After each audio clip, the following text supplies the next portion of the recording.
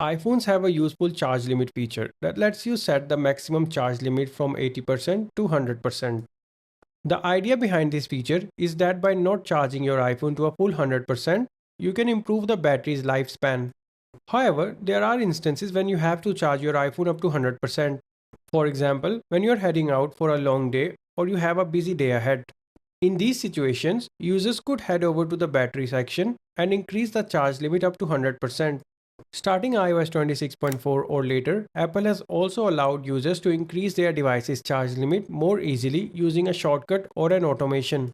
To create a new shortcut for changing your iPhone's charge limit, open the Shortcuts app. Tap on the Library tab from the bottom and create a new shortcut by tapping on the plus button. Search for battery and tap on Set Battery Charge Limit action. Once it is added to your new shortcut, tap on where it says 80% and select the exact amount of charge limit you want this shortcut to set. After you have made your selection, tap on the arrow button and enable the toggle for set until tomorrow if you want your change to take place for one day only. Leave the toggle off if you want the change to be permanent. Return to the main page and your shortcut should appear in the shortcuts library. You can also use the same action to create an automation. This is also very useful as you can make your iPhone increase the charge limit when you leave home and charge on the way.